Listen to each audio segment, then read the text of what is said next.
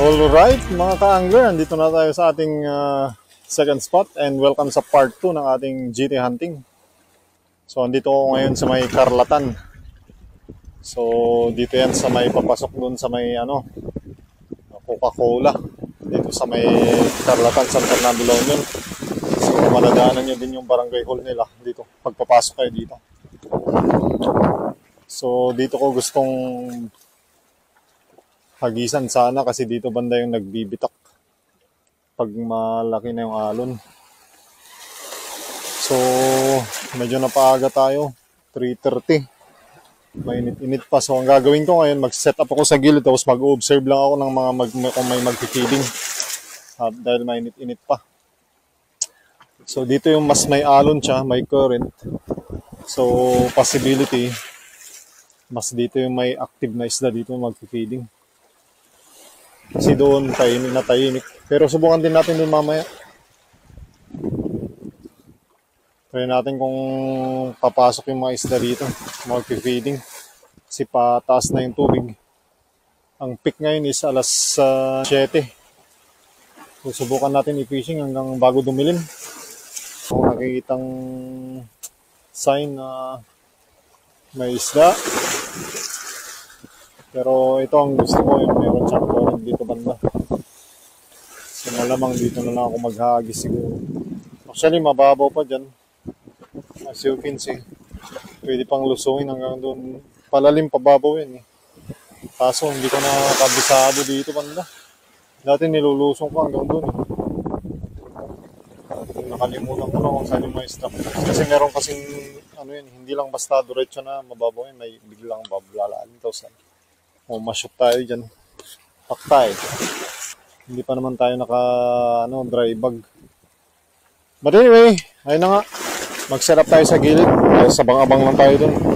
Chill muna tayo dun. Observe lang kung may mag-feeding. So sakto dun guys. Malilim dun. Dun tayo mag-set up.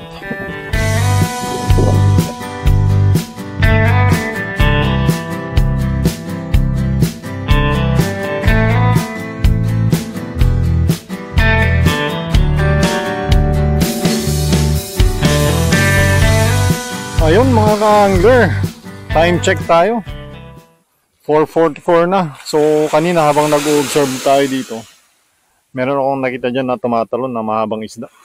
So maliit lang siya, siguro parang parang kasing laki ng daliri ko. Dito lang sa malapit, yung parang may kasi dyan ba na hump dyan eh.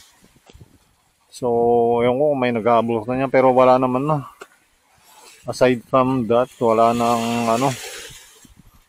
makitang sign na may naghahabol na isda dito. Pero ayun na nga, maghagis-hagis lang tayo guys hanggang sa dumilim-dilim. Tignan natin kung meron pang magiging active na isda dito. Let's go!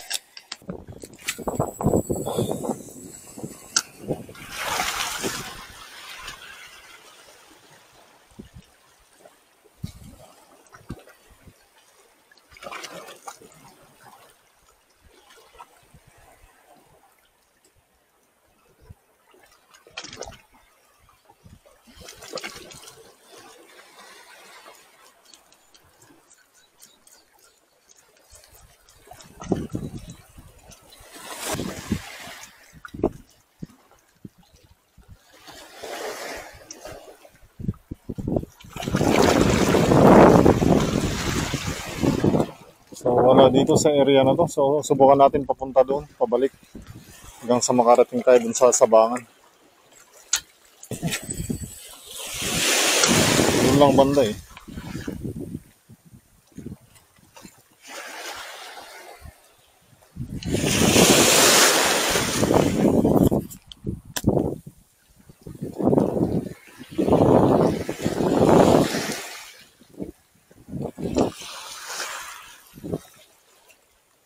Ngayon, dito muna tayo.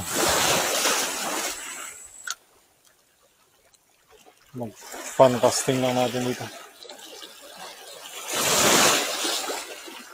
Malay nyo may dumadaan dyan na talakitok. Oops.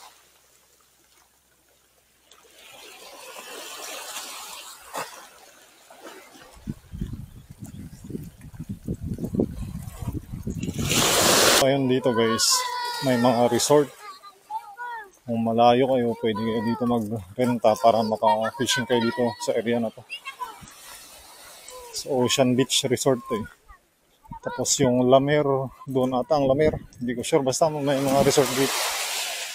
So, mas may chance tayo doon sa may Sabangan. Doon tayo pumunta. Dito pala yung Lamer. Banda. Ayun, ang sinasabi ko. Yan ang Carlatan Bridge. So, agis tayo dito. Baka may talakitok.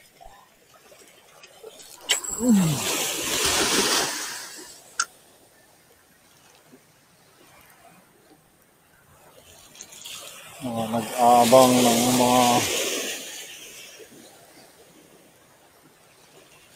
sabi nga mas malamig yung tubig dito.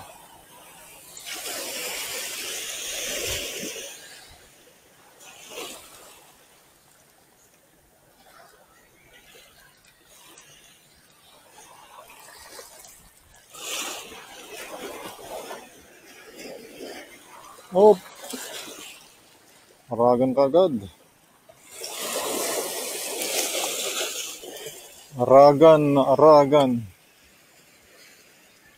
Try nga natin agisan dito. Baka may nakatambay dyan na ano.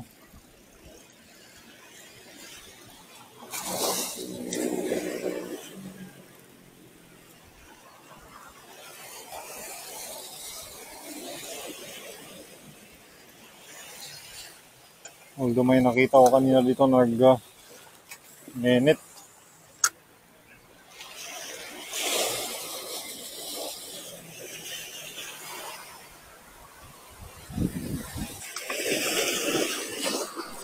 Yun, ang gusto natin, may alon.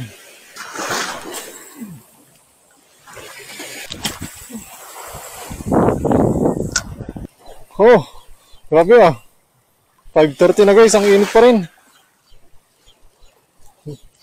Surrender ako sa init. Magandang balikan to.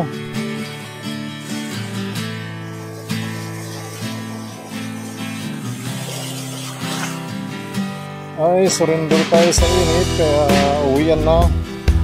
So, balikan na lang natin tong spot na to kung naaayon yung forecast. So, pag tumas ulit yung alon, saka tayo bumalik dito, mga ka-angler.